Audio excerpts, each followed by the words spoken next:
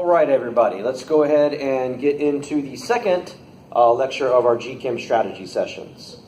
So today we're going to go ahead and talk about non-textual information, right? Data tables, graphs, pictures of chemical reactions, pictures of apparatus, etc. Non-textual information, all right? And then we're going to go and focus on a little bit more about explicit and implicit questions, the more difficult question types to handle. And then, of course, we'll put it into practice, right? We'll go ahead and map passage 5 together, and then we'll get into passages 6 and 7 and how to handle those and techniques for dealing with those kind of questions and passages, etc. Now, quick review, of course. In class 1, we talked about the overall big picture of the physical sciences section, the GChem and the physics. How to kind of like rank your passages overall. This is an hour later passage. And of course also how to handle like within the passage, your generalized highlighting, right? Your passage maps, how you're going to try to map the passage quickly and efficiently. And of course also how to handle the periodic table, right? Your little pop-up button for it and the advantages of it. So you can do periodic trends, electron configuration, all of that good things.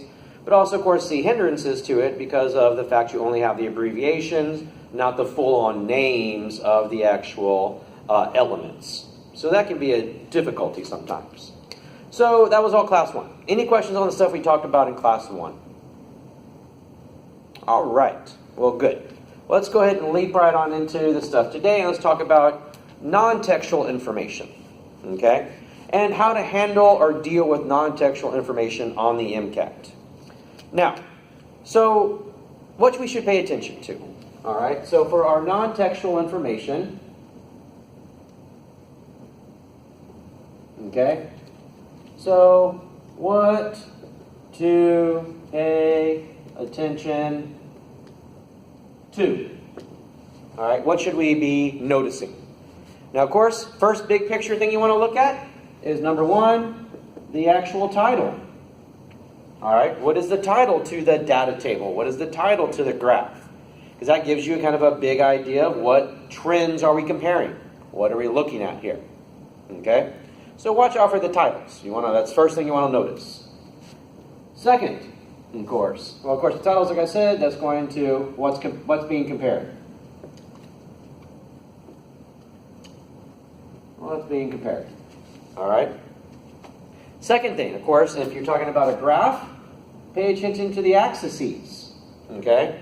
What is going on with the axes? What am I comparing, and what is going on with axes? Number 1, units. All right, watch out for units. A very common MCAT trick, what they'll do, is they'll present the units, say, in like say millimoles in the actual, graph. But then in the answer choices, they present it all in micromoles. So always watch out for units when you're dealing with axes, etc. Okay, so watch out for those. Second thing you want to pay attention to on these graphs, the axes, is also the scaling. All right, what scale is being used? That's also an area where they can be tricky. Like instead of using like every 2 days, maybe the scale's every 2.5 days. All right, just to make it more confusing. So watch out for scaling. Okay, it's always going to be something that can get you. So title, axes. Now the third thing you want to pay attention to, let's say it's a data table. All right. So the third thing for the data table you want to pay attention to is the rows and column headings.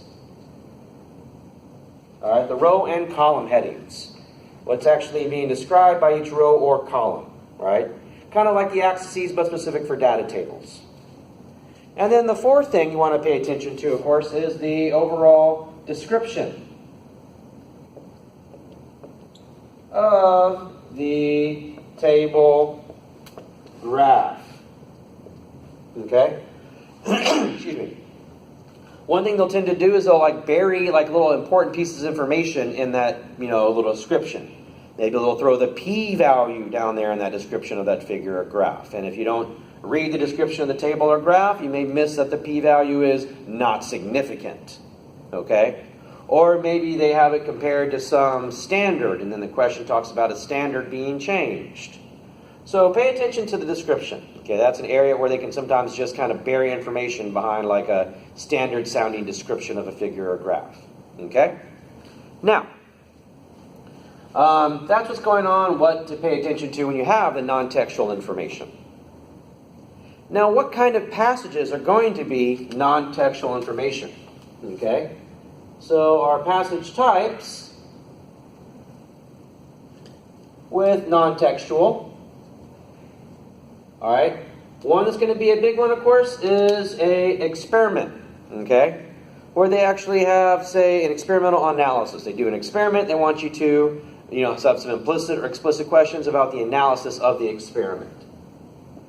So, experimental analysis. All right? Those are going to be the types that are going to have lots of data, be very non-textual or data or, graph heavy. All right? And now these can range from experiments you have done.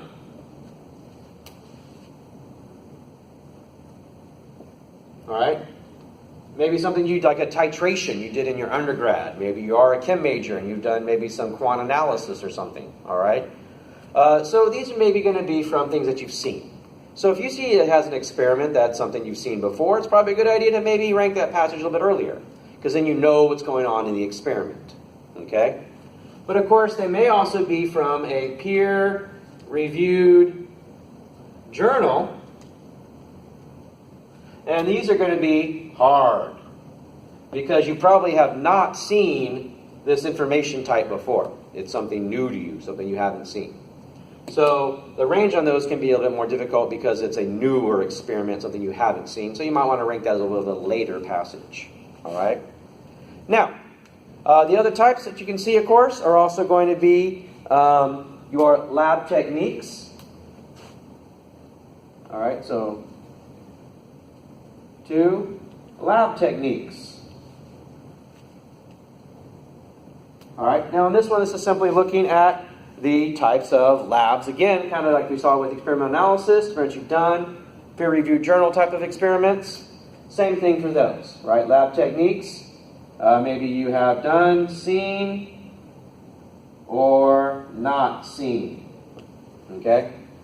Maybe you've done it, maybe you haven't done it. Again, same kind of philosophy, right?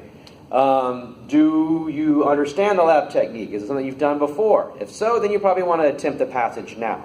If it's something you have no idea what the heck's going on, probably want to rank it a little bit later. Okay? Just because the more you know, the faster you can go, and that's kind of what it comes down to, a time crunch after time, in these situations. Now, so how about the range of information that can be seen? Okay, so our range of info. All right? Or basically your types, if you want to think about it, right? Types of non-textual. Okay? So the types of non-textual you can see, of course. I'm going to list them quickly, and then we'll go to specific examples. Is number 1, of course, a figure. Right? Some type of figure. We'll talk about those here in a second with page 80. Second thing you can also see, of course, is maybe some kind of tabular data. Right? We're comparing 2 different molecules and their effects on, the solubility of something. Okay? So a table. You can also maybe compare like algebraic expressions. All right, so it's not comparison; it's basically they give you a formula. Okay, so algebraic expressions, and of course, the fourth thing that you can actually have them present to you is actually a chemical reaction. Okay, they just give you a chemical reaction or a mechanism or some sort. And you have to do interpretations from that chemical mechanism. So these are types of non-textual. So let's go ahead and focus on how to handle each one individually. So let's talk about first, if you have a figure. Okay? Now if you turn to page 80, if you're already on that page, good. But if you have page 80 in your actual strategy manual, it kind of gives you some examples of figures you may see. So here, figures. All right, so these are going to be things like, say, maybe, I'll give you an example of one that we're looking at here. They have this triple point diagram, right? And you see that, of course, we have our different ranges here. Here is the liquid phase. Here is, of course, the gaseous phase. And here's the solid phase. All right? So then, of course, they give you the axes. Here you have pressure. Here you have volume. And note, of course, pressure is in atmospheres, but volume is going to be listed, temperature is going to be listed in degrees Celsius. Now remember, for the MCAT, especially for the GChem, what units do we want to use here? Okay, what units should you use for temperature? That's right, Kelvin. Okay, so a little note on that. For MCAT, use Kelvin. All right, it's always safer to put everything in Kelvin. So that's a consideration, right? The units are in Celsius here. And very often they might go ahead and have the answer choices, if you had to do some interpretation, would be listed in Kelvin. So you'd have to convert that units that are listed here in Celsius. All right? So that's a consideration. And of course, then it'd be interpretations. Perhaps they might talk to you about, say, we keep the temperature constant, but raise the pressure, and what's going to happen to that substance we're talking about it. Or they may say, what kind of a transition is this? And remember, a gas going to a liquid, what's the term for that? Condensation. Exactly. So that'd be a condensation that would be occurring there if we kept the temperature constant and raised the pressure. So that would be interpretation of how to handle a figure, right? So again, axes and units. All right, pay attention to those. Now, let's look at another type. So moving, of course, that figures, as I said, was on page 80. So some other examples of figures are listed there. Now let's also pay attention to the next type, as I said, which is a table. All right, a table. Now in a table, all right, that's going to be on page 81. They give some examples of some tables there. Okay, so if you turn to page 81, of course, you see that the first little table, top left, is an ionization energy chart. Okay, of different elements, and different elements. And they give you a first ionization energy and then a second ionization energy for some. So in tables, of course, what we're dealing with is usually data comparison. All right? So usually data comparison. And of course, on those, you want to note the rows and column headers, but don't worry about data interpretation. All right? That's going to be done when you actually get the question. Okay, so just a bunch of data. I don't need to worry about my data trends, etc., until I get questions about the data trends. That's when you want to engage and try to understand it. But just make sure you understand that when you can recognize the question is asking, say, for example, they talk about ionization energy in this first one. Well, I need to go to that table to understand that. Okay? So that's just something you want to kind of pay attention to with tables. Now, our third type is algebraic expressions. And I definitely would say you guys should check out page 82. So algebraic expressions, because that gives you a list of possible algebraic expressions that you may see on your MCAT. All right, so algebraic expressions, that's on page 82. All right, so that's a list of equations that can appear on the MCAT. Now, they may or they may not give you those actual expressions. So I would definitely pay attention to those and see which ones that you need to know. All right? And then they may have you do some manipulation of those. For example, let's say they talk about ionization energies, or let's say they're talking about the excitation of electrons. All right? So that goes back to the energy of a photon is going to be equal to the Planck's constant times frequency. Okay? Now, Planck's constant is, of course, a constant. Don't need to really worry about the number. They'll probably give that to you if you need it. And then F is standing for frequency. Now, frequency is F, and that equals the speed of light, which is, again, a constant, over the wavelength of light, what the actual wavelength is. Now, excuse me. If you notice, of course, Planck's constant is a constant. Speed of light will be a constant, so the only variable is the wavelength of the light. And if you notice, of course, in these types of situations with algebraic expressions, you want to pay attention to the trends. All right, the trends that you should be seeing. Okay? Now, we want to avoid math because that's going to take too much time. So the trend I would see here is how is the energy of the photon of light related to the wavelength of light, considering that the speed of light and Planck's are constants. What's the relationship? What am I going to be looking for in my answer choices in this relationship? If the energy goes up, so the energy of the photon increases, what's happening to the wavelength of the photon of light? That's going to be a decrease in wavelength. They're inversely proportional.